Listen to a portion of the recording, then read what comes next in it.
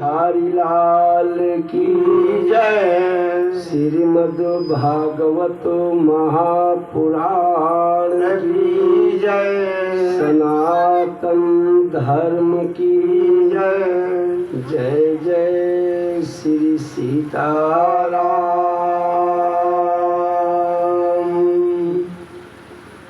गुरुर्ब्रह्मा गुरुर्विष्णु गुरुदेव महेश्वरः।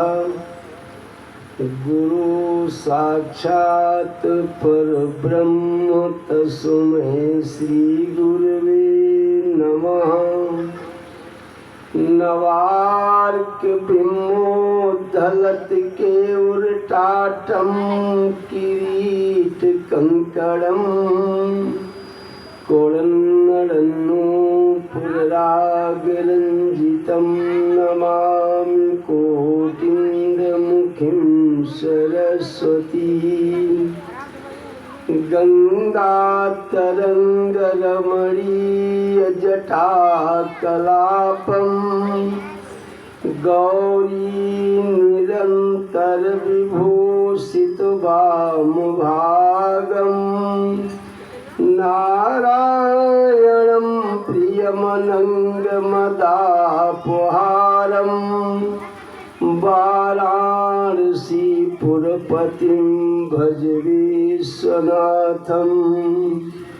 दक्षिणे लक्ष्मणो वामे तु जनकात्मजा। पुरतो यस्य मारुतं वन्दे रघुनन्दनं। श्री सच्चिदानंद घन स्वरूपिणे चानंति सुखाभिवर्षिणे। भगवत स्थान निरोध हेतुवे नुमो वयं भक्तिरसाप्तये निशम्। नारायणं नमस्कृत्य नरं चैव नरोत्तमं।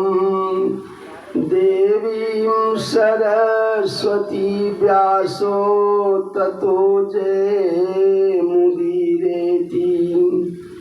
कान्तिसितायामृषितनिन्दितशारदेन्दो। यत्रेकतो मुनसितां सिताङ्गशोभां। बिन्द्रावनेऽपि मुनिगाङ्गसङ्गं। राधा मुकुन्दजुगलं तदहं नमामि। राधा मुकुन्दजुगलं तदहं नमामि। अपने अपने घरन की सब काहू को भीर। और भीर तुम्हें सब घरन की। जय हो धन्य धन्य रघुवीर। सियावर रामचंद्र की जय। उमापति महादेव की जय। अनंत कोटि ब्रह्मांड नायक पूर्णात पूर्ण ब्रह्म सच्चिदानंद घन विग्रह कृपा बारिद करुणा बरालय अनंत दिव्य प्रेम परमार्थ पयोनिध वेद वेद निर्गुण निर्विकार निराकार निर्विशेष अज अद्वैत अनाम अखंड व्यापक सगुण साकार सद्गुण संपन्न सर्वात्मा सर्वरक्षक सबशेषी माधुर्य मनमोहन श्याम सुंदर उनकी प्रिय राधिका जी मर्यादा पुरुषोत्तम भगवान श्री रामचंद्र जी महाराज। उनकी अर्धांगिनी विदयराज नंदनी श्री सीता जी उन्हीं के चरण कमलों की कृपा से उन्हीं की पुष्पवाटिका से चुनकर दो चार पुष्प उन्हीं के चरणों में समर्पित कथा की परंपरा के अनुसार अपने अंतःकरण को शुद्ध करने के लिए पहले भगवान का स्मरण यानी कीर्तन और उसके बाद कथा में प्रवेश हम बोलेंगे और सब बोलेंगे। सिया राम बोलो सहारा मिलेगा, तो मानो जन्म फिर दोबारा मिलेगा। सिया राम बोलो सहारा मिलेगा, मानो जन्म फिर दोबारा मिलेगा। सिया राम बोलो सहारा मिलेगा, मानो जन्म फिर दोबारा मिलेगा। सिया राम बोलो सहारा मिलेगा, राम बोलो सहारा मिलेगा, मानो जन्म फिर दोबारा मिलेगा, मानो जन्म फिर दोबारा मिलेगा, मानो जन्म फिर दोबारा मिलेगा। कहीं तो कौशल्या का प्यारा मिलेगा, कहीं तो कौशल्या का प्यारा मिलेगा, कहीं तो कौशल्या का प्यारा मिलेगा। दशरथ का प्यारा दुलारा मिलेगा, दशरथ का प्यारा दुलारा मिलेगा, दशरथ का प्यारा दुलारा मिलेगा। सिया राम बोलो सहारा मिलेगा, सिया राम बोलो सहारा मिलेगा, सिया राम बोलो सहारा मिलेगा, सिया राम बोलो सहारा मिलेगा। मानो जन्म फिर दोबारा मिलेगा, मानो जन्म फिर दोबारा मिलेगा, मानो जन्म फिर दोबारा मिलेगा, मानो जन्म फिर दोबारा मिलेगा। तो यशोदा का प्यारा मिलेगा, कहीं तो यशोदा का प्यारा मिलेगा, कहीं तो यशोदा का प्यारा मिलेगा। बाबा नंद का हो दुलारा मिलेगा, बाबा नंद का हो दुलारा मिलेगा, बाबा नंद का हो दुलारा मिलेगा, बाबा नंद का हो दुलारा मिलेगा। सिया राम बोलो सहारा मिलेगा, सिया राम बोलो सहारा मिलेगा, सिया राम बोलो सहारा मिलेगा, सिया राम बोलो सहारा मिलेगा। मानो जन्म दोबारा मिलेगा, मानो जन्म दोबारा मिलेगा। भगवान की जय। सच्चिदानंद रूपाए विश्वोत्पत्त्यादि हेतु तापत्र विनाशाय श्री कृष्णाय वयं नुमः। श्री सूत जी महाराज महात्म की कथा कल संध्या से प्रारंभ किए हैं। अभी सूत और शौनक की कथा चल रही है। भागवत कथा कई घाट की है? 5 घाट की। और रामचरितमानस की कथा 4 घाट की। बोलो श्री राम, जय राम, जय जय राम। रामचरितमानस की कथा 4 घाट और श्रीमद् भागवत की कथा 5 घाट। एक घाट पर भगवान शिव पार्वती जी को राम कथा सुना रहे हैं। दूसरे घाट पर काकभुसुंडी जी गरुड़ को कथा सुना रहे हैं। तीसरे घाट पर याज्ञवल्क्य जी महाराज भरद्वाज जी के साथ तमाम संत महात्माओं को कथा श्रवण करा रहे हैं। और कलयुग रूपी इस युग में अभी 650 वर्ष पहले बाबा तुलसी ने जन्म लिया और राम कथा गाया और लिखा, आज घर घर में चल रही है। इसे रामायण कहा जाता है। आइए भागवत 5 घाट की कैसे है। नयन सारण तीर्थ में सूत जी महाराज शौनक को कथा सुना रहे हैं, शौनक ऋषि को। और ज्ञान भक्ति वैराग्य को बद्रिका आश्रम में सनत सनंदन सनत कुमार जी महाराज वही कथा सुना रहे हैं। तीसरे घाट पर देवर्ष नारद धर्मराज युधिष्ठिर को श्रीमद् भागवत की कथा सुना रहे हैं। चौथे घाट पर मैत्री जी महाराज गंगा के किनारे विदुर और सुलभा को भागवत कथा सुना रहे हैं। और पांचवें घाट पर द्वापर का अंत था, कलयुग का प्रारंभ था। हस्तिनापुर नरेश महाराज परीक्षित को श्री सुखदेव जी महाराज वही कथा सुना रहे हैं। कथा 5 घाट की है। विश्राम कल कथा में कहा दिया था, और जहाँ पे विश्राम देता हूँ हमारा स्वभाव है, मैं कथा वहीं से प्रारंभ करता हूँ। श्रीमद् भागवती वार्ता विस्तारस्य वाचका, इस कथा को हमेशा विस्तार से ही कहना पंडित जी। तो कल की कथा में धुंधकारी का उद्धार हुआ। धुंधकारी प्रेत योनि में भटक रहा था। बोलो श्री राम, जय राम, जय जय राम। लेकिन भाई गोकर्ण के माध्यम से श्रीमद् भागवत की कथा 7 दिन की श्रवण करा करके और धुंधकारी को प्रेत योनि से गोकर्ण ने मुक्ति प्रदान किया। अब कथा आती है हमारी प्रथम स्कंद में। ए भैया इलेक्ट्रीशियन वाले सुनो, ये सब हमारे कथा के पहले तैयारी कर लेना। जब मैं कथा कहूँगा तो तैयारी मत करना यहाँ कि तुम, हम कथा कहते रहे तुम रात भर तैयारी करते रहो, समझे। कथा के समय बिल्कुल शांति होना चाहिए। गोविंद जय जय गोपाल जय जय, गोविंद जय जय गोपाल जय जय, राधा रमण हरि गोविंद जय जय, गोविंद जय जय गोपाल जय जय, राधा रमण हरि गोविंद जय जय, गोविंद जय जय गोपाल जय जय, राधा रमण हरि गोविंद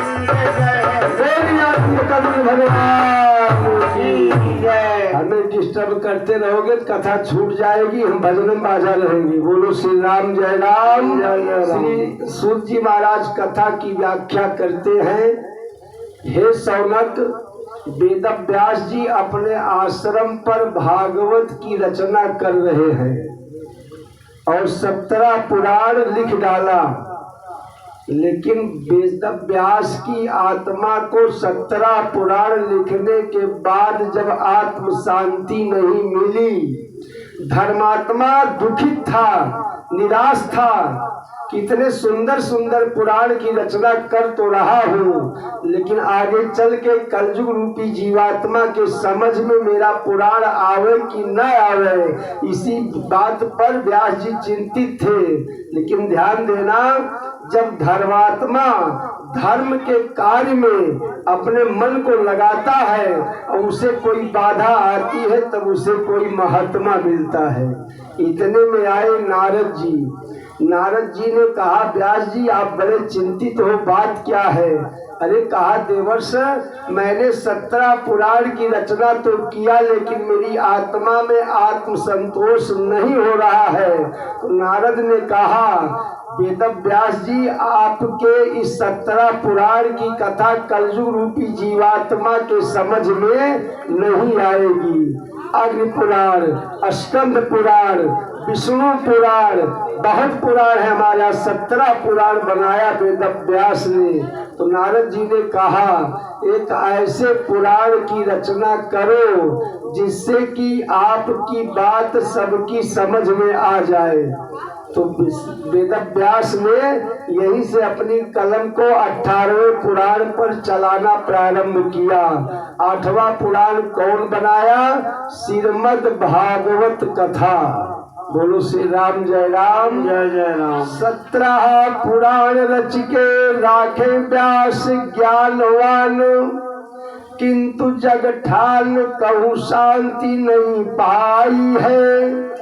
नारद सो पूछे सब किए, किंतु हरि गाथा खुलकर कहीं देव नहीं गाई है। दीने श्लोक चार सार तत्व ऋषिवर तब तिनके आधार धारा का विधारा आई है।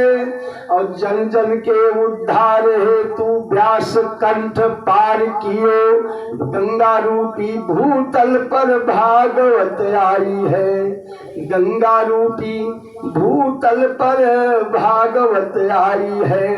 18वां पुराण वेद व्यास ने श्रीमद् भागवत पुराण की रचना किया और आज वही यही कथा देश विदेश में भी चल रही है। कल मैंने श्रीमद् भागवत पुराण के ऊपर व्याख्या किया था, लेकिन एक ही पुराण में रह जाऊंगा तो अभी तो हमें कई पुराण की कथा कहना है। बोलो श्री राम, जय राम, जय जय राम, जय राम। सूत जी महाराज कथा की व्याख्या करते हैं। हे शौनक ऋषि, महाभारत का युद्ध चल रहा था और धीरे धीरे युद्ध विश्राम की तरफ गया। दुर्योधन का झंडा भीम ने अपनी गदा से तोड़ डाला। दुर्योधन अकेला पड़ा है। जीव जब अकेला पड़ता है तब उसे ज्ञान आता है कि दुनिया में ये माया और संसार मेरा साथ देने वाली नहीं है। तब उसे परमात्मा की तरफ ध्यान जाता है। यद्यपि लोके मरणम शरणम तदपि न मुंचति पापा चरणम। हर जीवात्मा जानता है मृत्यु आएगी, मरना पड़ेगा, रहना नहीं है, फिर भी पाप में लिप्त रहता है। आज सूत जी महाराज व्याख्या करते हैं। वेद व्यास जी भागवत में वर्णन किया, बड़ा सुंदर सूत्र दिया। यदा मृधे कौरो सिंजयानाम वीरेश्वथो बरगतिं गतेषु अब्रिकोदरा विद्ध गदा विमर्श भग्नेरुदंडे धृतराष्ट्र पुत्रे। आज धृतराष्ट्र का पुत्र का जंघा टूट चुका है और 100 भाई में मात्र एक भाई दुर्योधन जैसा पापी आज उस रण क्षेत्र में बचा है, अकेला। अब उसे ज्ञान आ रहा है, मैंने पांडवों के साथ पाप किया। इसी बात पर चिंता में व्याप्त था। इतने में उसके पास आए द्रोणाचार्य का पुत्र अश्वत्थामा। अश्वत्थामा ने कहा, मित्र ये तेरा जंघा किसने तोड़ा? कहा भीम ने। कहा भीम ने? कहा हाँ। कहा मैं तेरी कसम खा के कहता हूँ भीम के खानदान का विनाश करूंगा, अवश्य करूंगा। आज दुर्योधन की कसम ले करके द्रोणाचार्य का पुत्र अश्वत्थामा गया पांडवों के डेरे में। ध्यान देना, आज सोचता है कि मैं 5 भाई पांडवों का वध करके अपने मित्र का बदला पूरा करूंगा। लेकिन पुराण की कथा कहती है जाको राखे साइया मार सके ना कोई। जिसकी रक्षा परमात्मा करता है उससे अश्वत्थामा जैसा ब्राह्मण कुछ नहीं बिगाड़ पाएगा। उसके पहले ही भगवान पहुंचे पांडव के डेरे में। अर्जुन सो रहा था, धर्मराज सो रहे थे, भीम सो रहे थे, नकुल सहदेव निद्रा में थे। भगवान पहुंचे अर्जुन के पास। कहा अर्जुन तू सो रहा है? तो अर्जुन ने कहा प्रभु जिसके लिए आप जग रहे हो उसे जगने की क्या जरूरत है?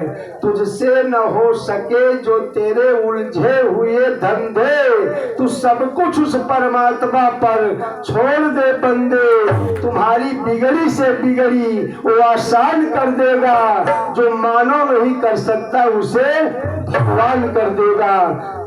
आज अर्जुन को पूर्ण विश्वास था मेरा परमात्मा पग पग पर मेरी रक्षा कर रहे हैं, और जब परमात्मा मेरी रक्षा में लगे हैं तो मुझे जागने की क्या जरूरत। 5 भाई पांडवों को भगवान कृष्ण डेरे से निकाल कर ले करके चले गए। अश्वत्थामा अपनी तलवार ले करके जब पांडव के डेरे में प्रवेश किया और पांचों भाई नहीं मिले, तब द्रौपदी के कक्ष में प्रवेश किया। द्रौपदी का 5 पुत्र बगल में लेटे हुए थे। अश्वत्थामा अपनी तलवार से 5 का शीश काट लिया और 5 की चोटी एक में बांधा और ले करके कहा पहुंचा दुर्योधन के पास। कहा मित्र, मैंने पांडवों का वंश विनाश कर दिया, अब पांडव के वंश में कोई बचा नहीं है। लेकिन जब दुर्योधन ने देखा कि नन्हे नन्हे शिशु और 5 शीश, तब दुर्योधन के हृदय में दया आई, क्योंकि अंत समय था। मृत्यु के समय ज्ञान आता है और सबको आता है। ध्यान देना, कर्मचारी को अधिकारी की डर हमेशा लगी रहती है, उद्योगपति को इनकम टैक्स वालों की डर हमेशा लगी रहती है, बड़े बड़े नेताओं को जीडी की डर हमेशा लगी रहती है, कब छापा पड़ जाए, कब हमारी नंबर 2 की रकम चली जाए। उसी प्रकार से हमारी कथा कहती है हर जीवात्मा को परमात्मा का डर होना चाहिए। अगर परमात्मा का डर नहीं रखोगे तो पाप अधिक करोगे और एक दिन आपको अपने जीवन का सारा हिसाब परमात्मा के सामने देना पड़ेगा। आज जो पोज यहाँ की ये मोबाइल और कैमरा लेता है, उसी प्रकार से पूरे संसार की पोज हमारे चित्रगुप्त भगवान लेते रहते हैं। जो श्रीवास्तव यानी कायस्थ कुल के इष्ट देव माने जाते हैं, उनकी पूजा हमारे यहाँ श्रीवास्तव लोग जमदूतिया के दिन विधवत करते हैं। दिवाली के दिन कलम बंद होगी और जमदूतिया को जब उनकी पूजा होगी चित्रगुप्त की, तब लाला लोगों की कलम खुलती है। बोलो श्री राम जय राम। मत समझना मैं यहाँ पाप करता हूँ, कोई देखता नहीं है। चित्रगुप्त भगवान आपके जीवन जन्म से लेकर के मरण तक का सीन यमराज की सभा में दिखाते हैं, वहाँ पर घूसखोरी नहीं चलेगी। बोलो श्री राम जय राम। वहाँ तो आपको दिन प्रतिदिन का हिसाब देना पड़ेगा। दुर्योधन प्रायश्चित कर रहा है, अरे मित्र ये तूने क्या किया, किसको मार दिया, ये तो नन्हे नन्हे बच्चे हैं, शिशु हैं, मेरे खानदान के ये तो भविष्य थे, आज इन्हीं का वध किया। आज दुर्योधन को आत्मग्लानि हो रही है। और इधर द्रौपदी की नींद जब टूटी और देखा कि 5 पुत्रों का शीश गायब, शरीर पड़ी है, रक्त सार चारों तरफ फैला है, निगाह खुलते ही चिल्लाई बड़े जोर से, बहुत जोर से आवाज दिया। द्रौपदी की आवाज सुन करके सारे समस्त परिवार के लोग सब इकट्ठा हुए। आज 5 बच्चों का शीश गायब, शरीर पड़ी है, द्रौपदी चिल्ला रही है। भगवान कृष्ण आए, कहा भैया और कोई दुख देना है? तो भगवान ने कहा बहन ये तुम्हारे भाग्य का खेल है, इसमें हमारा कोई दोष नहीं है, तुम्हारे भाग्य में यही लिखा था और जो जिसकी भाग्य में लिखा है उतना उसके साथ होना है। दुनिया में कोई माई का लाल उसे मिटा नहीं सकता। मेरे मालिक की दुकान में खुला है सबका खाता और जितना जिसके भाग्य में होगा उतना ही वो पाता, अधिक नहीं मिलेगा। बैंक बैलेंस जितना रहेगा बैंक में उतना ही बिटाल भर के आप पैसा निकाल सकते हो। अब खाता नील है तो बिटाल भरते रहिए, पैसा नहीं निकलेगा। बोलो श्री राम जय राम जय जय जय राम। सूत जी महाराज कथा की व्याख्या करते हैं। अब द्रौपदी की आवाज सुन करके अर्जुन भी आए। भगवान पहले से खड़े थे। भगवान से अर्जुन ने पूछा प्रभु ये बताइए मेरे पुत्रों का शीश किसने काटा? तो भगवान कृष्ण ने कहा अर्जुन अगर सच्चाई जानना चाहते हो तो तुम्हारे पुत्रों का शीश द्रोणाचार्य का पुत्र अश्वत्थामा ने काट लिया। कहाँ मिलेगा? दुर्योधन के पास। आज अर्जुन अपना धनुष बाण उठाए और अश्वत्थामा को मारने के लिए जब उसके पास पहुंचे और देखा दुर्योधन अश्वत्थामा एक स्थान पर वार्तालाप कर रहे हैं, इतने में अर्जुन ने ब्रह्मशस्त्र का प्रयोग किया अश्वत्थामा के ऊपर और अश्वत्थामा ने अपने ब्रह्मशस्त्र का प्रयोग किया अर्जुन के ऊपर। ध्यान देना, ये भागवत कथा है। आज दोनों ब्रह्मशस्त्र ऐसी अग्निवर्षा आकाश मंडल में करने लगे जिससे कि हिंदुस्तान की धरती पर एक नए प्रांत का निर्माण हुआ जिसका नाम पड़ता है रेगिस्तान। वेदव्यास जी आकर के दोनों शस्त्रों को निरस्त किया, अन्यथा सृष्टि का विनाश हो जाता ब्रह्मशस्त्र से। अर्जुन ने अश्वत्थामा को झपट करके पकड़ लिया, हाथ पैर बांध लिया, रथ पर फेंक दिया और लेकर के कहा जा रहे हैं सीधा द्रौपदी के पास। द्रौपदी के पास ले जाकर के अश्वत्थामा को अर्जुन ने फेंक दिया। और जब द्रौपदी की निगाह पड़ी, ये तो आपके कुलगुरु द्रोणाचार्य के पुत्र है, तो द्रौपदी का ज्ञान खुला, हाथ जोड़ करके लगी प्रार्थना करने, हे पार्थ आपने क्या किया कि किसको पकड़ कर लाए हो? कहा द्रौपदी यही तेरे पुत्रों का पापी हत्यारा अश्वत्थामा है। तो द्रौपदी ने कहा स्वामी भले पापी है, भले हत्यारा है, लेकिन आप तो इसी के पिता के ज्ञान के बल पर महाभारत की युद्ध में विजय प्राप्त किए हो। अगर इनके पिता आपको धनुर्विद्या का ज्ञान न दिए होते तो शायद आप इतना बड़ा महायुद्ध में विजय प्राप्त करना आपके लिए कठिनाई का सामना करना पड़ता। द्रौपदी समझाती है, हाथ जोड़कर प्रार्थना करने लगी। मुंचता मुंचता मेष ब्राह्मणम नितराम गुरु। हे स्वामी छोड़ दो, रस्सियां खोल दो। अर्जुन कहता है ये तो पापी है, इसको दंड देना चाहिए। लेकिन धन्य है द्रौपदी, आज द्रौपदी अपने कुलगुरु के पुत्र को देखने के बाद उसके हृदय में दया उत्पन्न हुई। कहा नहीं स्वामी, जिस प्रकार से आज मैं अपने 5 पुत्रों के लिए तड़प रही हूँ, उसी प्रकार से इसकी माता कृपणी भी अपने पुत्र के लिए रोएगी। हे स्वामी छोड़ दो, छोड़ दो। भगवान कृष्ण ने कहा हाँ ठीक ही द्रौपदी कह रही है पार्थ, ब्राह्मण को कभी मारना नहीं चाहिए। कहीं बाभन बछिया बचाया, कहीं कब, कहीं जब बरेली चढ़े तब, कहीं बरेली चढ़े तब, कहीं का राज चलंत मरोइया रहा। बोलो श्री राम जय राम।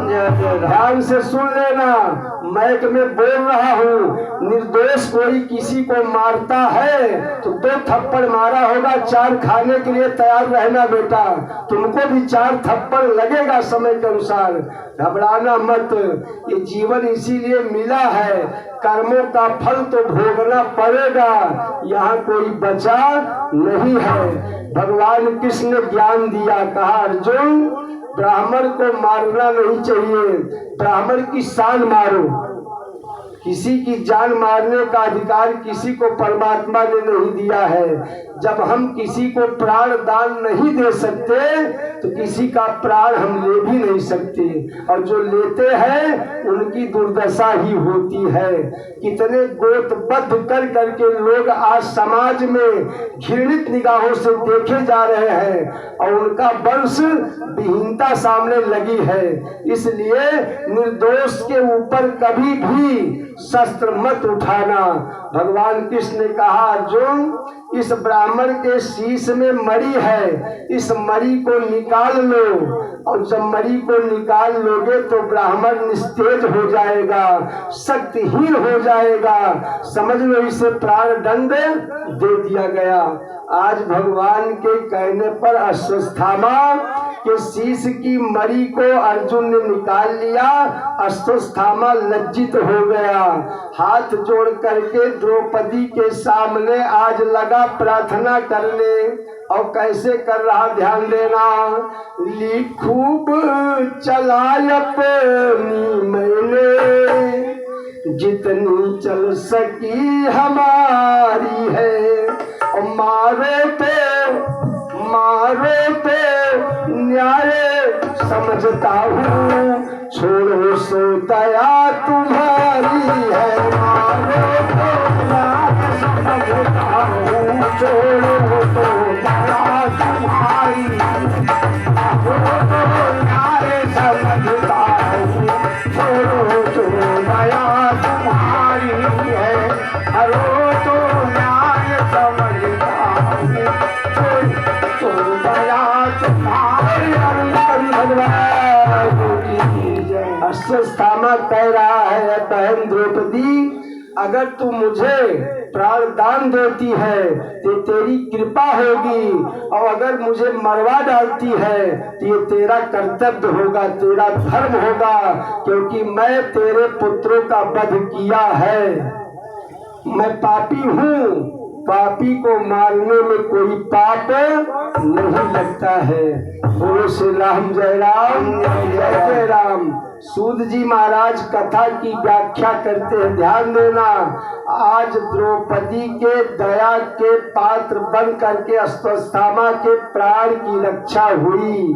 द्रौपदी ने अपने जीवन में कौन ऐसा सत्कर्म किया था जो परमात्मा हस्तिनापुर के स्वयंवर में द्रौपदी को नंगा नहीं होने दिए। ध्यान देना, ये तो पहले उपकार की कथा पंडित जी कह रहे हैं कि द्रोणाचार्य के पुत्र अश्वत्थामा को प्राणदान आज द्रौपदी ने दिलवाया, जबकि 5 पुत्र पांडवों के इसी पापी ने मारा था। दूसरा उपकार, एक बार भगवान की उंगली में चक्र लगा, द्वारिका में सारी रानियां वस्त्र ढूंढ रही थी। द्रौपदी ने देखा मेरे भैया की उंगली से रक्त निकल रहा है, सब वस्त्र ढूंढने में लगी हैं, और द्रौपदी ने अपने साड़ी के आंचल को फाड़ करके तुरंत भगवान कृष्ण के हाथ में बांध दिया, रक्त को रोक दिया। तब भगवान ने कहा, बहन, आज तूने जरा सा वस्त्र मेरे रक्त को रोकने के लिए मुझे दान दिया है, जा जीवन में कभी तुम्हें वस्त्रों की आवश्यकता पड़ेगी तो मैं तेरे लिए साड़ियों का भंडार भर दूंगा। ये भगवान का ये पहला आशीर्वाद था द्रौपदी के साथ द्वारिका में। तीसरा, द्रौपदी ने किसके साथ उपकार किया, ध्यान देना। एक बार द्रुपद महाराज के यहाँ द्रोणाचार्य आए, दुर्वासा जी आए, और द्रुपद जी ने कहा, हे ब्राह्मण देवता, आप मेरे यहाँ भोजन स्वीकार करें। दुर्वासा ने कहा, महाराज भोजन तो करूंगा, लेकिन स्नान अभी नहीं हुआ है। महात्मा गए गंगा में स्नान करने, लेकिन महात्माओं के पास पहले एक कोपीन रहती थी, 2 नहीं, उसी को उठाए और जैसे सुखा करके पहनने का प्रयास किया, हवा ने झोंका मारा, कोपीन उड़ गई। दुर्वासा गंगा की धारा में निर्वस्त्र खड़े हैं। द्रौपदी अपने सखियों के साथ आई और कहा, बाबा निकलते क्यों नहीं, ये घाट मेरा है, यहाँ मुझे स्नान करना है। दुर्वासा की आंखों से आंसू बहने लगा। कहा, बेटी कैसे निकलूं, पवन के झोंके ने मेरी कोपीन को उड़ा दिया, मैं निर्वस्त्र हूँ, मुझे लाज लग रहा है बाहर निकलने में। धन्य है द्रौपदी जो साड़ी पहनने के लिए ले करके गंगा के किनारे गई थी, उस साड़ी के आंचल को फाड़ करके टुकड़ा बनाया और पत्थर लपेट करके कहा, बाबा लो, इसे कोपीन बना के पहन लो और बाहर चले आओ। दुर्वासा आज द्रौपदी के साड़ी के आंचल को कोपीन बना करके पहने और गंगा की धारा से बाहर निकले, तब उस ब्राह्मण की आत्मा से आशीर्वाद निकला, आए द्रौपदी अगर तेरे लिए जीवन में कभी वस्त्रों की आवश्यकता पड़ेगी तो मैं परमात्मा से स्वयं प्रार्थना करूंगा, तू कभी वस्त्र के बगैर नहीं रह पाएगी, तुम्हारी लाज कोई दुनिया में नहीं ले पाएगा। इस प्रकार से जब जीवात्मा परोपकार में लगती है तब परमात्मा उसका साथ देते हैं, अन्यथा परमात्मा सब कुछ देखते हैं। बोलो श्री राम जय राम। संपूर्ण चराचर पर जिसका बस एक छत्र है तना हुआ, उसकी बस भृगुटी भंगिमा पर ये सारा प्रपंच है बना हुआ, उसकी बस भृगुटी भंगिमा पर सारा प्रपंच है बना हुआ, उसकी बस भृगुटी भंगिमा पर सारा प्रपंच है बना हुआ, उसकी बस भृगुटी भंगिमा पर सारा प्रपंच है भगवान की। ध्यान देना, यही द्रौपदी जब हस्तिनापुर में नंगी की जा रही थी, सबकी तरफ निगाह किया, पांचों पतियों से प्रार्थना की, पितामह भीष्म से किया, कृपाचार्य से किया, द्रोणाचार्य से किया, धृतराष्ट्र ससुर से किया, लेकिन कोई द्रौपदी की लाज रोकने के लिए पापी दुर्योधन को रोका नहीं। उस समय अंत में द्रौपदी ने सोचा कि अब मेरी लाज बचाने वाला दुनिया में अगर कोई है तो मात्र परमात्मा, और कोई मानो मेरी लाज नहीं बचा पाएगा। तो द्रौपदी ने आवाज लगाया अपने भैया के पास, अरे जियत बाप है आवाज बोले, एहसान नयान के माथे चढ़ीबे, दाढ़े में भारी भरोस तोहार, तुम्हें तजी कई के कागो हो रही बे, पांच पति पर ऐसी गति, यही देश में साझी आग लगई बे, और सासुर माँ सब कायर बाल, अब नहीं है रसे पीरना बोलवई बे। जब सबकी आस छूट गई तब भाई की आस किया। दूसरी आवाज द्रौपदी दे रही है, श्याम चला यदुनाथ चला, अब की घन श्याम हमार बापारी, रोम ही रोम पुकारत बा, तज कई ब्रज धाम चलाय सुरारी, भगतन से मुख फेरी जो लेबा, तो जाए चंद्र से काके दुआरी, और पांच पति मुरझाय गिरी, पांच पति मुरझाय गिरे, तेरी रोए रही है द्रुपद है दुलारी। तीसरी आवाज में बहुत दर्द भरा है द्रौपदी के। द्रौपदी बुलाती भैया को है और आत्मा से आवाज दे रही है, हे भैया नंगी हमें सब देखन चाहले, खींचल सारी है चरचावा, ना जाने मोरे भाग्य में अब तो हे नाथ कौन विधान रचाबा। देश देशांतर के सब महारथी आई के आज यही थक जाबा, वीरन वीरन भाई बंश के नाहर, खाली भरोसे तोहार बचावा।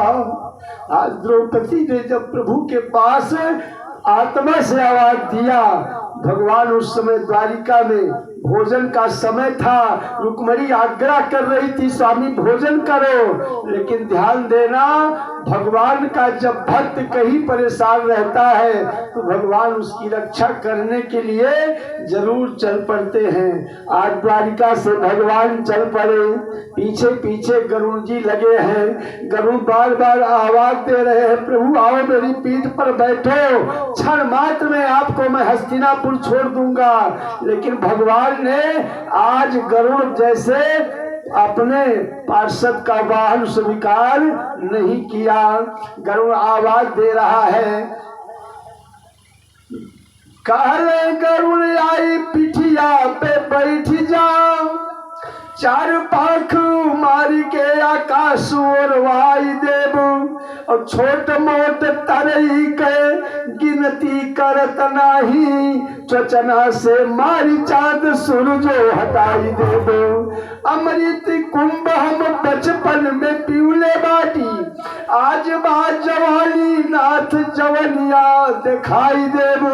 और बनिता के पूत तब जनबा कन्हाई तू का, द्रौपदी के आगे पल भरमा पहुंचाई देव। लेकिन भगवान इतनी प्रार्थना करने के बाद भी गरुड़ की तरफ निगाह नहीं किए हैं शौनक, सीधा हस्तिनापुर की तरफ भाग रहे हैं। सारे संसार के लोग परमात्मा की झांकी का दर्शन आकाश मंडल में कर रहे हैं और भगवान भाग रहे हस्तिनापुर की तरफ। अरे राम के बाण गुमान समान, उड़ान भर गतई न बची रे, और भूमि से मारत एक फलांग, तो गईले आकाश नदी तट तीरे। सब लोग निहारी रहे आसमान में, तीन विमान समान उड़ई रे, आगे पीताम्बर बीच में कान्हा, तो पीछे पे चारू खगेश उड़ई रे। भगवान क्षण मात्र में हस्तिनापुर के आकाश मंडल में पहुंच गए और वहीं से आवाज दिया, बहन मैं आ गया, देखता हूँ इस हस्तिनापुर में किसकी औकात है जो तुझे नंगा करेगा। जब तक मैं आयल न रहली, तब ले सब लोग उड़ौली सहासी, और तारू मदात जमा के करे, धरती के करे खूनवा कई प्यासी। अरे बाघ बिहानी बके कर माई, के बहिनी बने तुम्हें दासी, और शत्रु की छाती पे को दरा, अब हिजियत बाई दुआरी का बासी। आकाश मंडल से सतरंगी साड़ी अब धरती पर लगी आने, द्रौपदी को लपेटने लगी। साड़ी है कि नारी है कि नारी बीच साड़ी है कि साड़ी की ही नारी है कि नारी की ही साड़ी है। आज द्रौपदी को भगवान ने साड़ी मैं बना दिया। फिर आवाज दिया, हे बहन अब तो मुझे देख, अगर यहाँ भी वस्त्र की आवश्यक कमी पड़ेगी तो मैं द्वारिका भी तेरे लिए बेच डालूंगा। द्वारिका बेचब कुबेर के हाथ, तो वो कर साड़ी के गांठ मंगईबे, और चुके रधवा के नीलांबर, हेर चोराय तू ही पही रहीबे। यतना पैजौ न माने वो पापी, तो औरे चूका वो पाया लगईबे, छोड़ी पीताम्बर ढाकब लाज, तोरे बदे हम दिगंबर हो गए। भगवान सा दयालु दुनिया में कौन है? जीवात्मा कपटी है, परमात्मा दयालु है। जब ये जीव परमात्मा की शरण ग्रहण करता है तो भगवान उसके जन्म जन्मांतर के पाप नष्ट कर देते हैं। इसीलिए बाबा गोस्वामी ने बाबा तुलसीदास जी ने रामचरितमानस में लिखा कि सन्मुख होया, अरे सन्मुख होया जीव मोहि जब ही, जन्म कोटि अघनाश तब ही। सन्मुख होई जीव मोहि जब ही, जन्म कोटि अघनाश तब ही। सन्मुख होई जीव मोहि जब ही, जन्म कोटि अघनाश तब ही। जीव मोहि जब ही, परमात्मा कहता मेरे सामने आ, मैं तेरे जन्म जन्मांतर के पाप नष्ट कर दूंगा। लेकिन जीव भगवान के सामने जाना नहीं चाहता है। बोलो श्री राम, जय राम, जय जय राम। और जाना तो पड़ेगा, ना ही प्रतीक्षते मृत्यु, वो इंतजार नहीं करेगी, उसका समय आएगा तब कभी उठा लेगी। बोलो श्री राम जय राम जय जय राम। भगवान ने द्रौपदी की लाज नहीं जाने दिया। सूत जी महाराज कथा की व्याख्या करते हैं, शौनक अब अश्वत्थामा लज्जित हो करके हस्तिनापुर से निकल तो गया, लेकिन आत्मा में संतोष नहीं है, क्योंकि कसम खाया है मैं पांडव के वंश का विनाश करूंगा। तो वहां दूसरा शस्त्र उत्तरा के गर्भ पर चलाया। उत्तरा बड़ी जोर से चिल्लाई, हे मामा, मेरा गर्भबाल अंदर अंदर में जल रहा है, मेरे गर्भबाल की आप रक्षा करो। उत्तरा कहती है, गंतु कृतमति ब्राह्मण, गंतु कृतमति ब्राह्मण, द्वारिका रथमा स्थिता उपलेभे विधायन्ती, उपलेभे विधायन्ती मुक्तराम भय बृहलाम। उत्तरा ने भगवान को आवाज दिया, मामा मेरे गर्भ की रक्षा करो। ध्यान देना, ये भागवत पुराण की कथा है।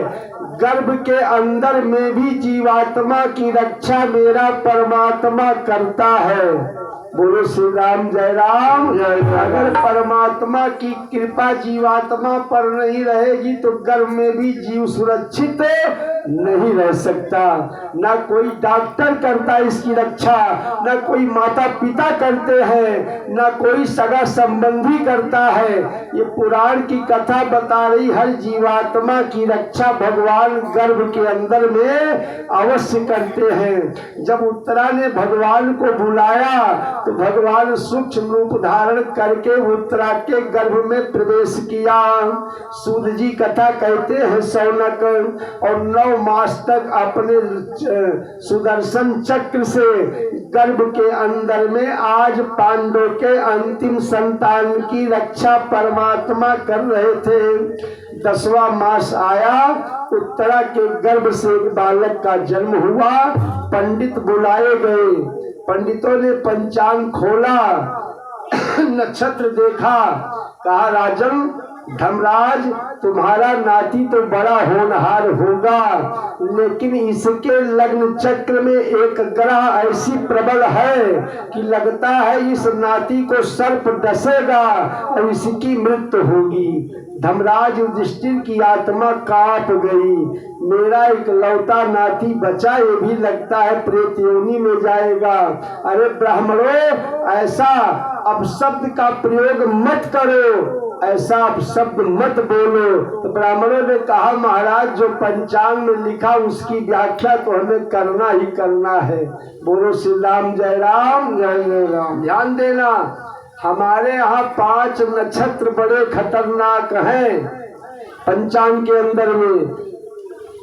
परवा में तजमूल को, पंचमी भरणी धार, अष्टमी रोहिणी कृत्तिका, अंतिम तिथि विचार, 10वीं में अश्लेखा, मैं कहता हूँ साच, और बुरे तिथि नक्षत्र है ज्वालामुखी 5। जन्मे तो जिए नहीं, अगर इस नक्षत्र में बच्चा पैदा होगा तो उसको मरना ही है, बचना नहीं है। माता पिता खानदान के संस्कार और सत्कर्म के कारण अगर वो बच भी गया तो या तो लूला हो जाएगा या तो अंधा हो जाएगा, अपंग बनकर ही जीवन जीना है उसको।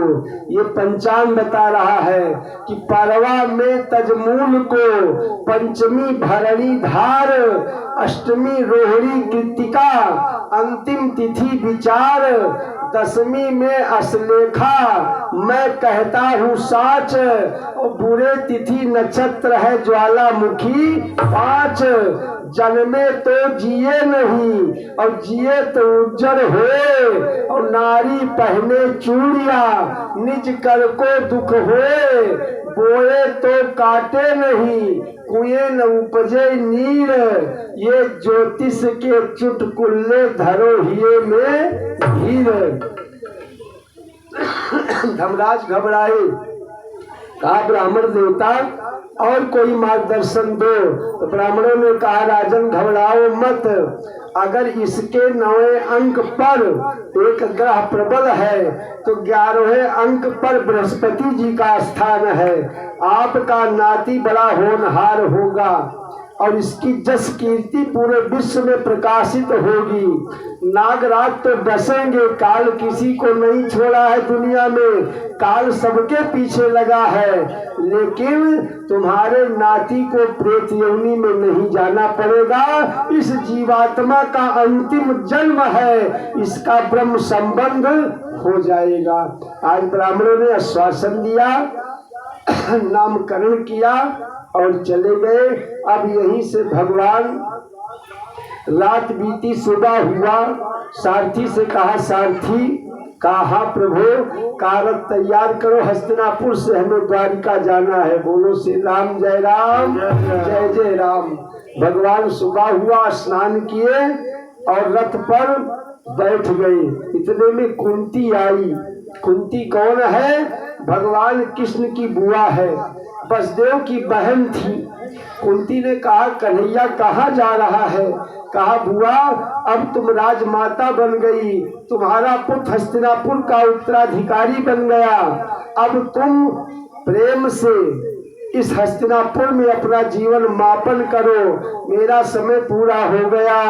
भगवान श्री कृष्ण का अवतार द्वापर की धरती पर मात्र 125 साल के लिए ही हुआ था, जिसमें पुराण के अंदर में 11 साल भगवान की गोकुल नंदगांव बरसाने की लीला है, 14 साल मथुरा की लीला है और 100 साल द्वारिका की लीला है।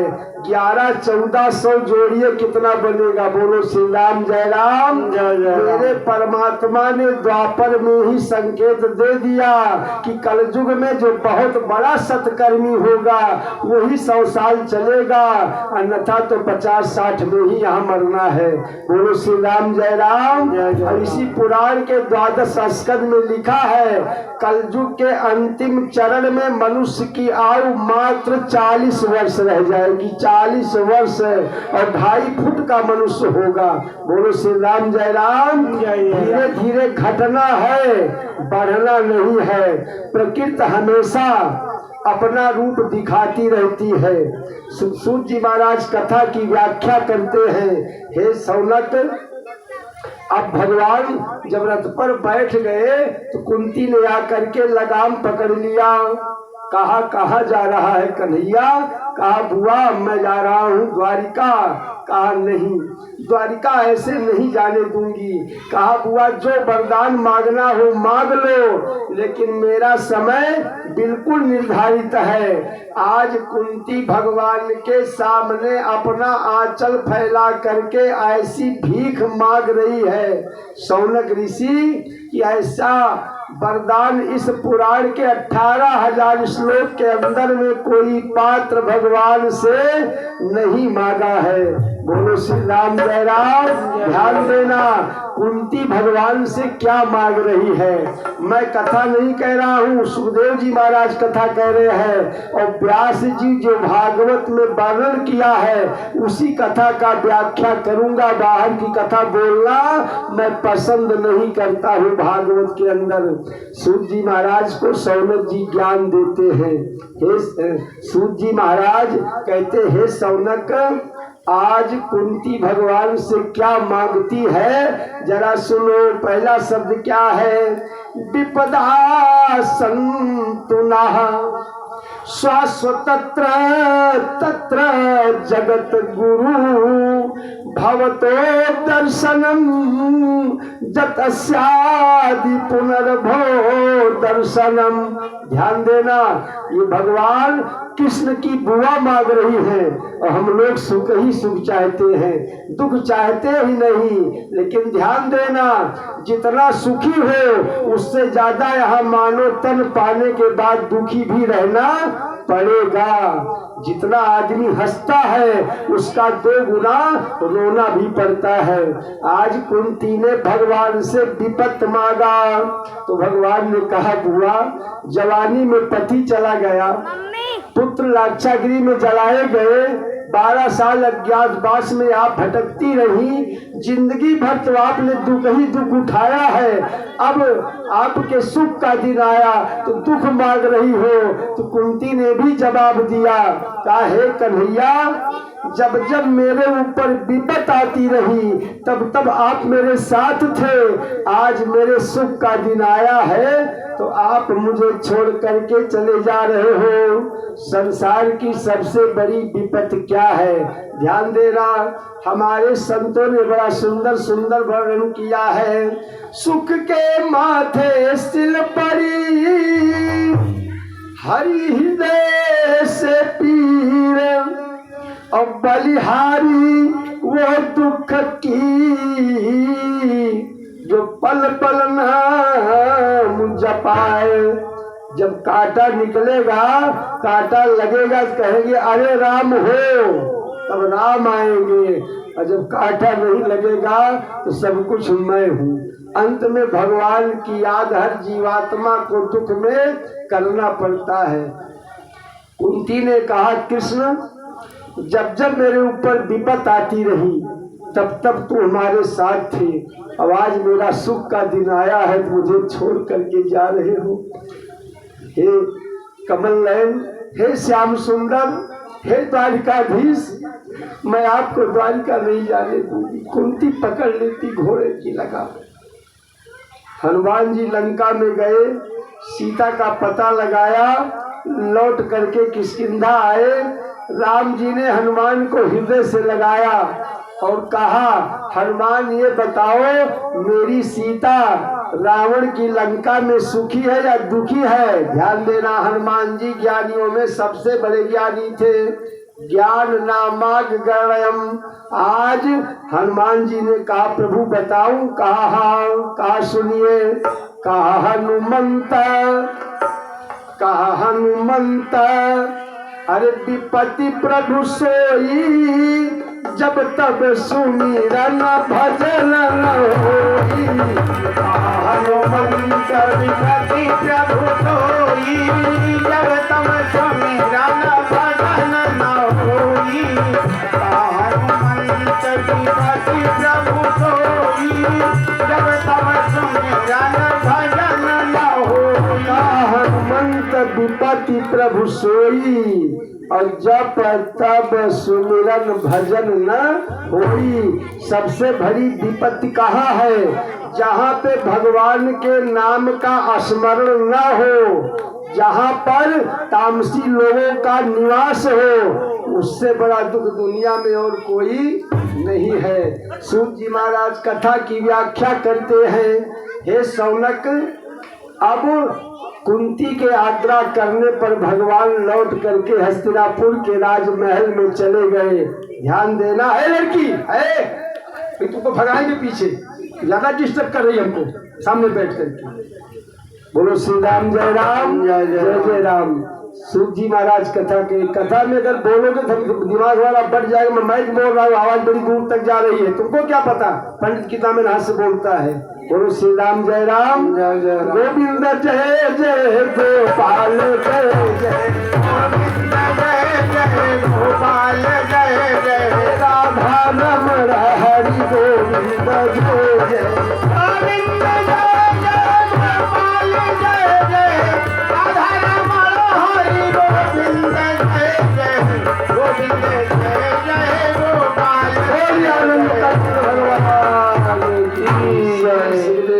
सूत जी महाराज कथा कहते हैं, शौनक, भगवान हस्तिनापुर के राजमहल में प्रवेश किया।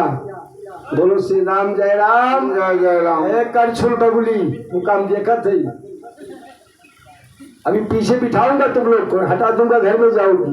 बोलो श्री राम, जय राम, जय जय राम। यही कथा सुनो, इनका हर दिन ढोल बाजे, कथा कहने आया हूँ, ढोल बजवाने आया हूँ। बोलो श्री राम, जय राम, चलो कोई बात नहीं, कोई बात, हम समझाएंगे, आप मत बोले किसी को, जो बोलेगा उसको मैं देख रहा हूँ और मैं भरे सभा उठा करके भगाता हूँ, बहुत पागल पंडित हूँ। बोलो श्री राम, जय राम, जय जय राम।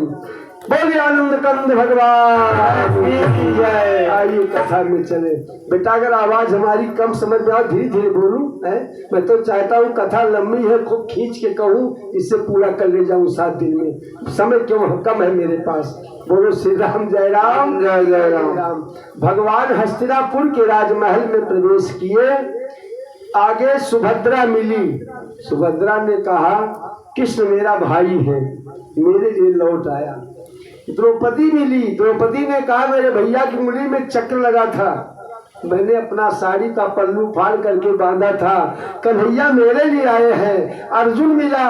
अर्जुन ने कहा ये मेरे सखा है, इसलिए मेरे लिए आए हैं। धर्मराज ने कहा मैं प्रभु का निरंतर रात दिन ध्यान करता हूँ, मेरे लिए आए हैं। भीम ने कहा मैं इनसे प्रेम करता हूँ, मेरे लिए आए हैं। नकुल सहदेव ने कहा मैं रात दिन निरंतर इन्हीं के ध्यान में मग्न रहता हूँ, प्रभु मेरे लिए आए हैं। ध्यान देना, जिसके परिवार में सारे सदस्यों का प्रेम भगवान के प्रति इतना सुंदर होगा, उस खानदान में भगवान को बार बार आकर के निवास करना पड़ेगा।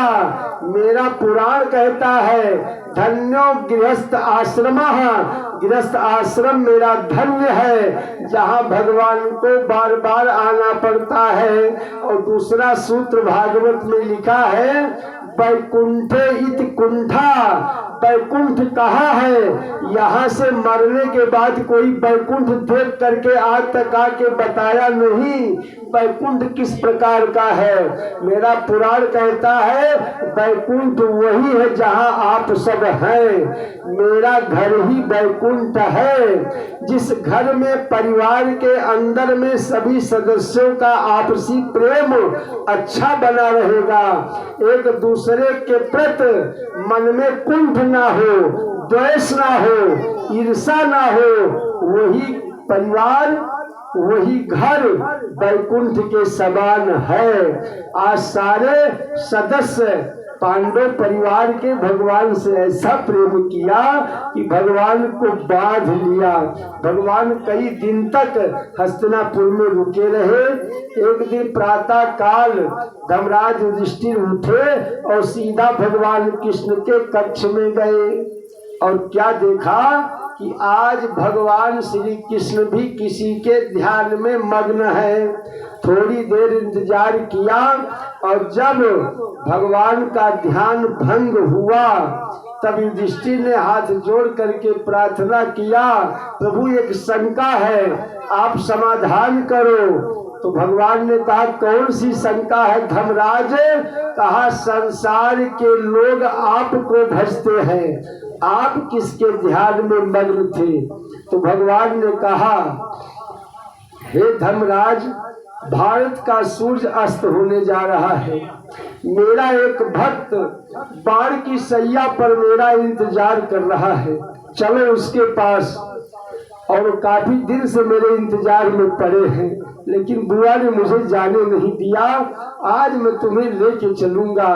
दुनिया में कोई नीति अगर सीखना हो तो चलो पितामह के पास। भगवान ले करके धर्मराज को उस रण क्षेत्र में पहुंचे जहां पर भीष्म पितामह बाण की सैया पर पड़े थे।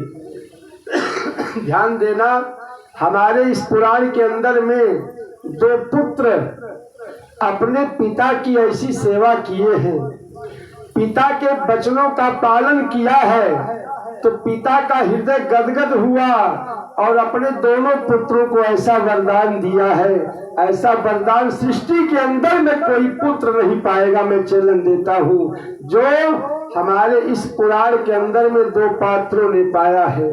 भीष्म पितामह के पिता का नाम था शांतनु। क्या नाम था? शांतनु। किसके पुत्र थे?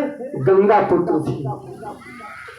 शांतनु ने अपने पुत्र पितामह की प्रतिज्ञा को जब देखा कि मेरा पुत्र आजीवन भर मेरे सुख के लिए अपना सारा सुख त्याग कर देता है, तब पिता का हृदय पिघला और आशीर्वाद निकला, जा पुत्र, मैं तुझे वरदान देता हूँ, जब तू चाहेगा तब तेरी मृत्यु होगी। इच्छा मृत्यु का वरदान शांतनु महाराज ने अपने पुत्र पितामह को दिया, देवव्रत को दिया। और दूसरा पुत्र जमदग्नि ऋषि के पुत्र जिसकी माता का नाम रेणुका था, जिसके पुत्र का नाम परशुराम कहा जाता है पुराण के अंदर में, जमदग्नि ऋषि ने अपने पुत्र परशुराम को भी इच्छा मृत्यु का वरदान दिया है सौनक, जो आज भी जिंदा है। बोलो श्री राम जय राम जय जय राम। परशुराम जी के मृत्यु का वर्णन किसी पुराण में, किसी वेद में आज तक नहीं दर्शाया गया। ध्यान देना, वृंदावन में कन्हैया की रास लीला आज भी चलती है। हमारे हनुमान जी अवध नगरी में आज भी निवास करते हैं। महेंद्र पर्वत पर परशुराम जी आज भी तपस्या कर रहे हैं। अश्वत्थामा आज भी जिंदा है। ये महापुरुष इस धरती से कहीं गए नहीं हैं, सब यहीं पर हैं। मात्र उन्हें देखने के लिए, परखने के लिए ज्ञान दृष्टि की आवश्यकता है। सूत जी महाराज कथा को आगे बढ़ाए। अब भीष्म पितामह के पास धर्मराज युधिष्ठिर पहुंचे और भगवान कृष्ण जा करके हाथ जोड़ करके प्रणाम किया। तो भीष्म ने स्वयं शीश देख कर पूछा, राजन क्या हालत है? और यह विश्व विजय पाने पर भी भिखमंगे जैसी सूरत है। विश्व विजय पाने पर भी भिखमंगे जैसी सूरत है। यह विश्व विजय पाने पर भी भिखमंगे जैसी सूरत है।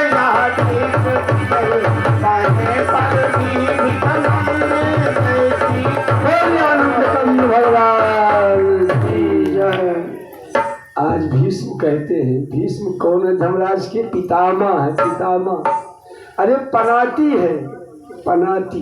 बोलो श्री राम जय राम जय। नाती है, नाती है, नाती है। बोलो श्री राम जय राम जय। भीष्म पितामह के पांडव पांचों पुत्र नाती थी, और बाबा को नाती से जितना प्रेम होता उतना प्रेम पुत्र से।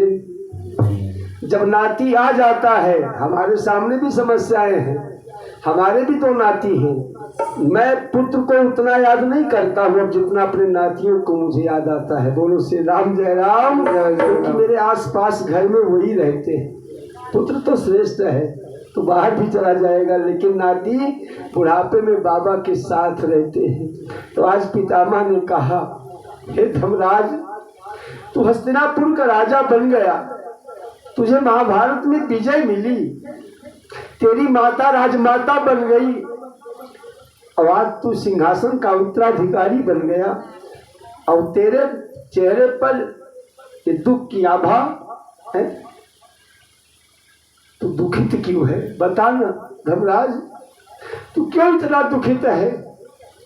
पितामह ने आज जब धर्मराज से पूछा तो धर्मराज ने जवाब दिया, है पितामह, जिस ममता की आग में दिया पल्स को भूल, और चुटकी लेने की जगह तोड़ दिया न खून।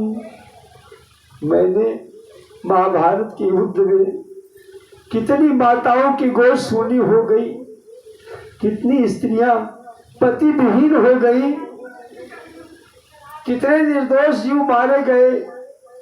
मैंने बहुत बड़ा पाप किया है पितामह, बहुत कृतज्ञ पाप किया है। इस पाप का प्रायश्चित कब होगा? पितामह ने कहा, अरे पागल धर्मराज, तू क्या जानता है? बड़े बड़े वीरों को तूने मारा, निकाल दे अपने हृदय से। तू किसी को नहीं मार सकता, तेरी क्या औकात है? मारने और मराने वाला तो दुनिया में कोई और है। पितामह की निगाह भगवान की तरफ गई और कहा, सुन, जैसा बनाया जीव वैसा बन आया प्रभु। कोई है राजा, कोई रंग गया भिखारी है। पाप पूर्ण दोनों धर्म जीव यही कहते हैं, ये नहीं के बूते पर सृष्टि अनुसारी है। उत्तम कराया किया, मध्यम कराया किया, करना कराना क्या इच्छा हमारी है। अब भी जो कराओगे करना पड़ेगा प्रभु, करना कराना तो मर्जी तुम्हारी है। पितामह की निगाह भगवान द्वारिकाधीश की तरफ गई। हे धर्मराज, बड़े बड़े पीरों को मारने वाले काल के भी महाकाल तेरे साथ हैं। महाकाल के रूप है। और आगे भी जो इनको कराना वो कराएंगे। बोलो श्री राम, जय राम, जय जय राम। पृथ्वी पे पावक पवन बेमु सब छिप कर यही सिखाते हैं। और अणु अणु में है परमाणु छिपे, बामन विराट बन जाते हैं। अणु अणु में है परमाणु छिपे, बामन विराट बन जाते हैं। अणु अणु में है परमाणु छिपे, बामन विराट बन जाते हैं। अणु अणु में है परमाणु छिपे, बामन विराट बन जाते हैं। आनंद कंद भगवान की जय। पितामह ने कहा सारी लीला इनकी है, लीलाधारी की। ये जो चाहेंगे वही होगा। समर्थ को नहीं दोष गोसाई। सामर्थ्य व्यक्ति कुछ भी कर सकता है। सूत जी महाराज कथा को आगे बढ़ाते हैं। भगवान पितामह से आग्रह करते हैं, हे पितामह, अब इस शरीर का आप त्याग करो, छोड़ दो इस शरीर को, बड़ा कष्ट है आपको। हे कर्म वीर, हे दया सिंधु, अब ये प्रलाप दिखलाओ ना। आओ शांति से प्रयाण करो, ना हक में मुझे लजाओ ना।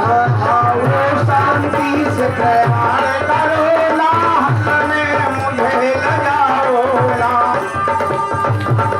आओ शांति से प्रयाण करो, ना हक में मुझे लजाओ ना। आओ शांति से प्रयाण करो, ना हक में मुझे लजाओ। कंद भगवान की जय। आओ पितामह, शरीर का त्याग करो। पितामह की शरीर से शौनक ऋषि एक ज्योति निकली जो जा करके भगवान के शरीर में समाहित हो गई। पितामह की शरीर निस्तेज हो गई। भगवान कृष्ण और धर्मराज रो रहे हैं। ध्यान देना, पूरे हस्तिनापुर में खबर पहुंच गई पितामह का, तो पितामह ने शरीर त्याग दिया। सारा हस्तिनापुर उदास हो गया, सब रोने लगे। जिसके मृत्यु पर सब रोते हैं उसकी मृत्यु सफल मानी जाती है, और जिसके मृत्यु पर दुनिया में लोग हंसते हैं और कहते भले चला गया, उसकी मृत्यु कभी सफल नहीं मानी जाती। बोलो श्री राम, जय राम, जय जय राम। किसी ने कहा इसी समाज के अंदर में हमसे, अरे फलाने ने तो विकास दुबे को मरवा डाला, जोगी ने। हमने कहा रावण को राम ने मार डाला, क्यों नहीं उंगली उठाते? बोलो श्री राम, जय राम, जय जय राम। पापी की कोई जात नहीं होती, अधर्मी को मारने में कोई पाप नहीं लगता है। तो जो पाप करता उसे मार डालने में कोई पाप नहीं है। सूत जी महाराज कथा कहते हैं, हे शौनक ऋषि, अब सारा हस्तिनापुर रो रहा है, सब दुखित है। जब तुम आए जगत में, जब तुम आए जगत में, जगत हंसा तुम रोए। ऐसी करनी कर चलो कि तुम हंसो जग रोए। जिसके मृत्यु पर संसार रोता हो उसकी मृत्यु सफल है, और जिसकी मृत्यु पर लोग उंगलियां उठाते हो भले चला गया पापी था, उसकी मृत्यु कभी सफल नहीं मानी जाती। आज सारा हस्तिनापुर उदास हो गया। इस पितामह की अंत्येष्टि क्रिया किया गया। अब भगवान द्वारिका की तरफ प्रस्थान किए। अर्जुन साथ में भगवान के द्वारिका गए। धीरे धीरे समय बीतता गया। एक दिन रात में विदुर जी महाराज धृतराष्ट्र के कक्ष में आए। ध्यान देना, धृतराष्ट्र को नींद नहीं आ रही थी। जो बहुत बड़ा पापी होगा दुनिया में उसको बुढ़ापा में नींद कम आता है। बोलो श्री राम, जय राम, जय जय। भागवत कथा कहती करो पाप, बुढ़ापे में परमात्मा आपकी नींद हराम कर देगा। धृतराष्ट्र को नींद नहीं आ रही थी। विदुर जी जा करके कक्ष में छुप करके पहुंचे। रात को 12 बजे हस्तिनापुर के राजमहल में। कहा भैया धृतराष्ट्र। धृतराष्ट्र समझ गया विदुर की आवाज है। कहा अरे विदुर, छोटे भाई। हाँ भैया। इतनी रात को? कहा हाँ। कहा किस लिए आए हो? कहा मैं तुझे लेने आया हूं। अगर भाई का उद्धार भाई नहीं करेगा तो कौन करेगा? धृतराष्ट्र ने कहा विदुर, मेरा भतीजा धर्मराज मुझे बहुत सम्मान करता है, मुझे बगैर भोजन कराए भोजन नहीं करता, मेरा चरण तक दबाता है, और अगर मैं चला जाऊंगा तो मेरा धर्मराज दुखित हो जाएगा। विदुर जी ने व्यंग शब्द बोला। कहा धृतराष्ट्र, तेरे प्रतिकार का बदला तेरा भतीजा तेरे साथ उपकार के साथ पूरा कर रहा है। अरे तूने पांडव के पांचों भाइयों को जिंदगी भर सताया। तेरा पुत्र दुर्योधन इन्हीं 5 भाइयों का जीते जी लाक्षागृह में जलवा करके तेरा ही कर दिया था। तू उसी का बाप है। ध्यान देना, धृतराष्ट्र कौन है? जो दूसरे का रास्ता रोकता है, दूसरे का मेड़ काटता है। अरे द्वापर में एक धृतराष्ट्र था हस्तिनापुर में, आज कलयुग में तमाम धृतराष्ट्र पैदा हो गए। धृतराष्ट्र मत बनो, अन्यथा वंश का विनाश होगा धृतराष्ट्र की तरह। किसी के प्रति कभी भी ईर्षा द्वेष मत करो, किसी का अहित मत सोचो। परमात्मा आपका हमेशा ही सोचता रहेगा, और दूसरे का ही सोचेंगे तो मेरे लिए भी अहित की भावना समाज में लोगों की बनी रहेगी। सूत जी महाराज कथा की व्याख्या करते हैं। हे सौनक ऋषि, आज विदुर जी समझाते हैं भैया मेरी तो इच्छा यही है कि तुम रात में ही यहाँ से निकल चलो। तो धृतराष्ट्र कहता है भैया कैसे जाऊं, मैं अंधा हूं, तेरी भाभी ने तो पट्टी बांध लिया आंख पर, हम अंधी अंधा रात में कहाँ जाएं, और चले जाएंगे मेरा भतीजा बहुत रोएगा, बहुत प्रायश्चित करेगा। इतने में विदुर जी ने कहा धृतराष्ट्र, मुझे तो ऐसे आभास हो रहा है कि 2-4 दिन में पांडव ही चले जाएंगे हस्तिनापुर का त्याग करके, और तुम्हें फिर हस्तिनापुर के इस गद्दी पर सिंहासन पर बिठाएंगे, तुम्हारा फिर से राज तिलक होगा। बोलो श्री राम, जय राम, जय जय। कहा ऐसा व्यंग मत बोलो मेरे छोटे भाई, ऐसा व्यंग क्यों बोल रहे हो? कहा धृतराष्ट्र, तेरी बुद्धि भ्रष्ट हो चुकी है। अरे तू निकल जा, मुझे तेरे मस्तिष्क पर मृत्यु का आभास हो रहा है, तेरी मृत्यु बिल्कुल समीप है, अब छोड़ दे हस्तिनापुर। बहुत समझाने के बाद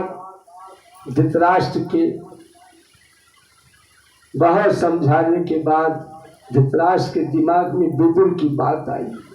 बोलो श्री राम, जय राम, जय जय राम। और कहा चल भैया। गंधारी और धृतराष्ट्र को लेकर के विदुर जी महाराज रात को 12 बजे निकल गए। सुबह हुआ, धर्मराज युधिष्ठिर अपने सिंहासन पर बैठे। स्नान के बाद और जब पता मिला कि राजमहल से माता पिता हमारे गायब, धर्मात्मा दुखित हो जाता है, रोने लगे युधिष्ठिर। मेरे अंधी अंधा माता पिता कहाँ गए होंगे, किस स्थिति में होंगे। लेकिन ध्यान देना, अभी मैंने बताया था, फिर वाक्य दोहरा रहा हूं। धर्मात्मा व्यक्ति जब व्यथित होता है तब उसे महात्मा मिलते हैं। नारद जी चल पड़े धर्मराज को ज्ञान देने के लिए। आइए 2 बार हम सब भगवान का स्मरण करें, नारायण का। नारद जी आ रहे हैं। श्रीमन नारायण नारायण नारायण, श्रीमन नारायण नारायण नारायण, श्रीमन नारायण नारायण नारायण, श्रीमन नारायण नारायण नारायण, श्रीमन नारायण नारायण नारायण, नारायण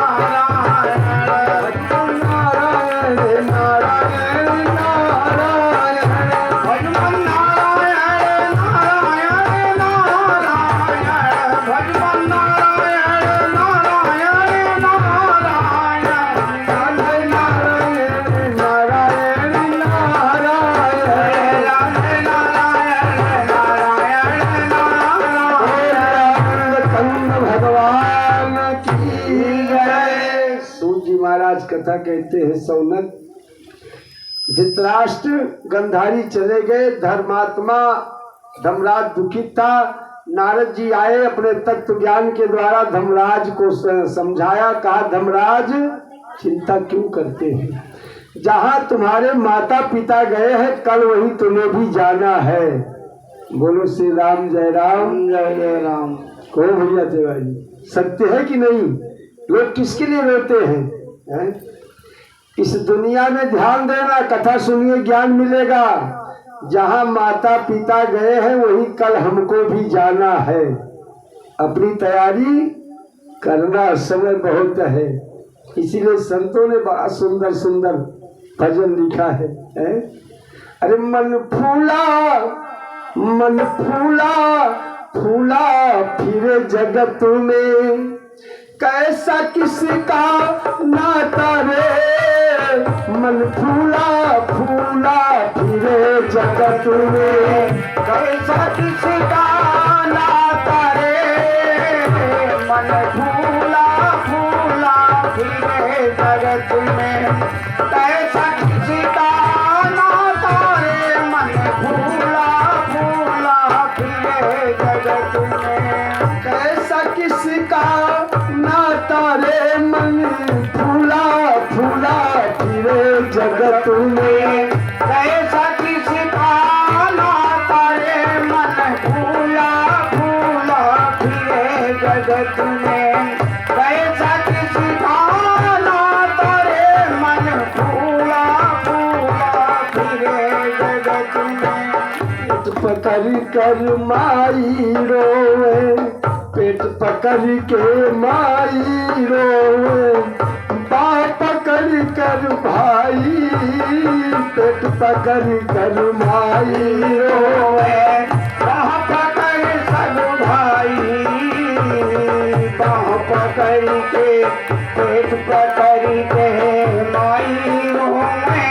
बाह फूला फिरे जगत में, कैसा किसका नाता रे। मन फूला फिरे जगत में, कैसा किसका नाता रे। मन फूला फिरे जगत में, कैसा किसका नाता रे।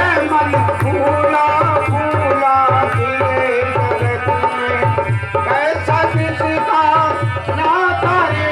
मन फूला फिरे जगत में। जब तक जीवे माई रोए, बहन रोए 10वां साल। जब तक जीवे माई रोए, बहन रोए 10वां साल।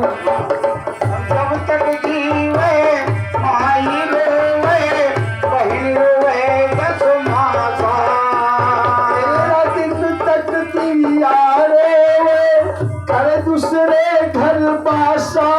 मन फूला फिरे जगत में, कैसा किसका नाता रे। मन फूला फिरे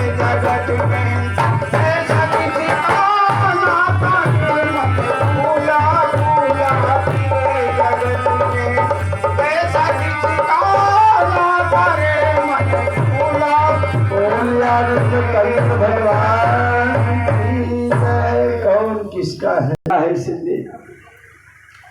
अर्जुन भगवान का चरण पकड़ लिए रोने लगे, कहा प्रभु मैं आपके साथ आपके धाम चलूंगा, मैं आपको छोड़ूंगा नहीं। तो भगवान ने कहा अर्जुन मैं आपको नहीं छोड़ूंगा।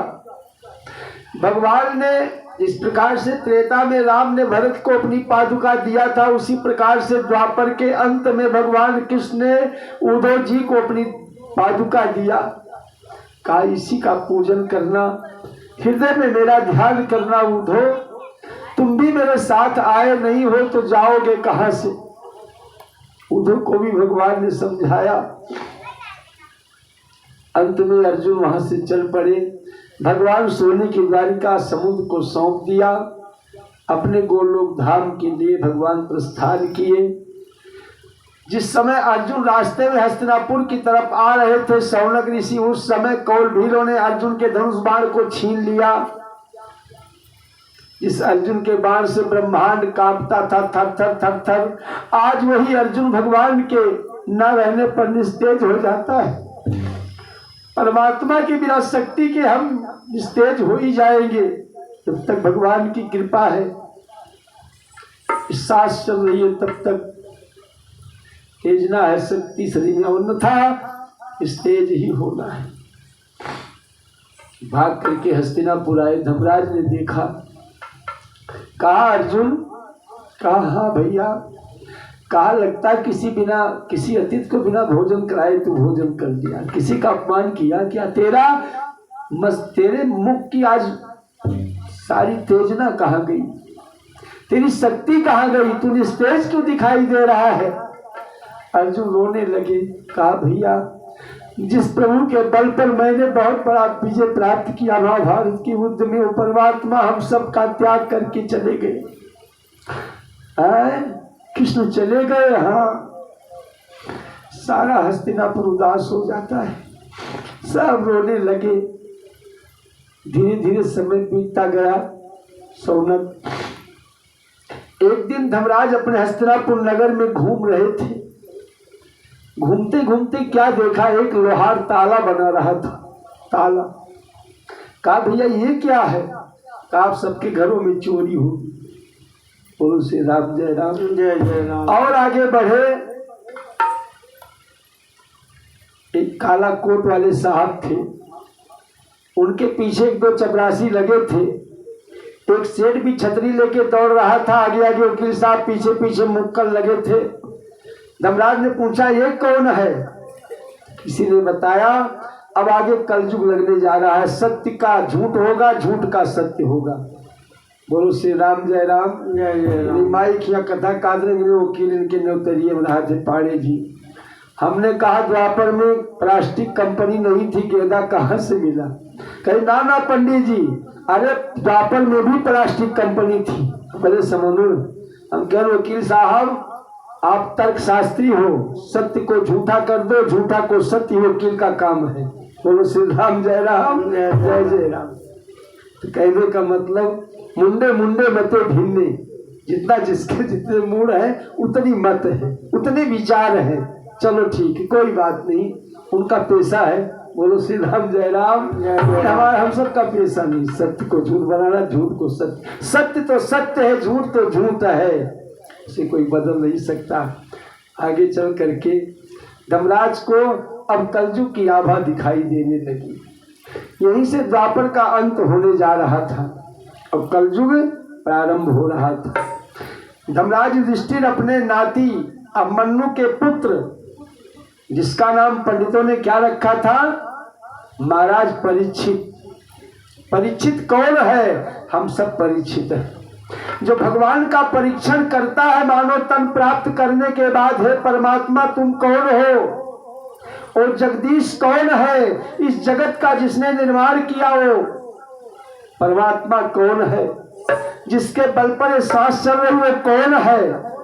जो उसका परीक्षण करने के लिए अपने सर्वस्व का त्याग करता है वही परीक्षित कहा जाता है।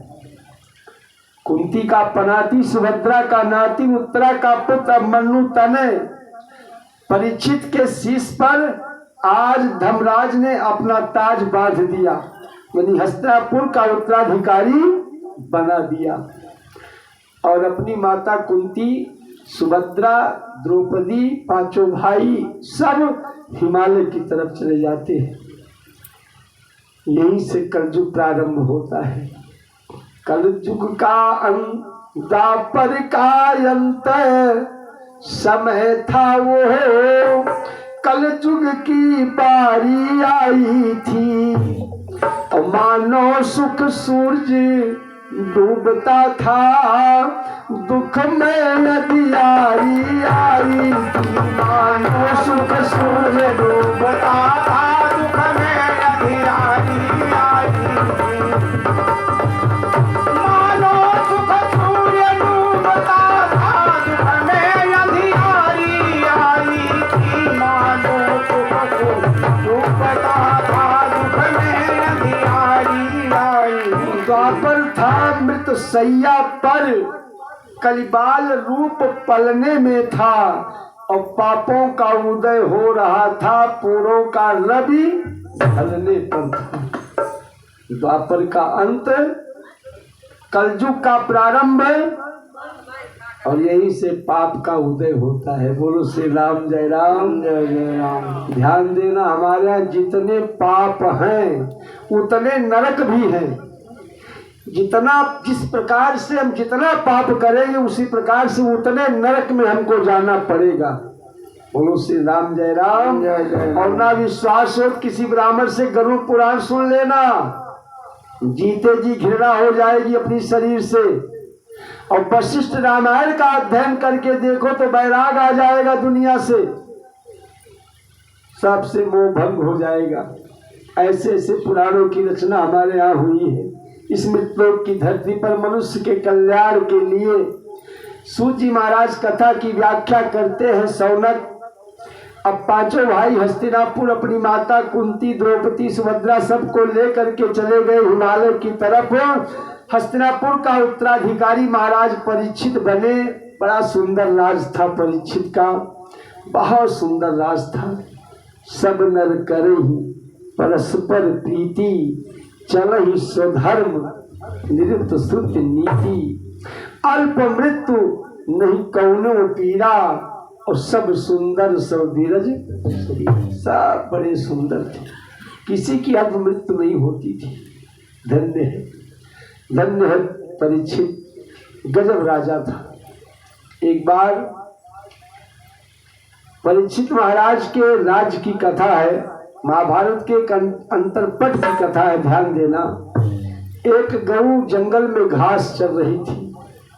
इतने में एक सिंह आया, बड़े जोर से दहाड़ लगाया। गऊ घबराई, आज तो जंगल का राजा मुझे खा जाएगा। जैसे जैसे समीप शेर आ रहा था, गऊ की आंखों से आंसू बहने लगा। सिंह ने पूछा कि ऐ गऊ, तू मेरा ग्रास है, मेरी आत्मा की तू तृप्ति है, तेरे मांस को खा करके मेरी आत्मा तृप्त होती है, और तू रो रही है। कहा राजन खा लो, मुझे खाने का कोई डर नहीं।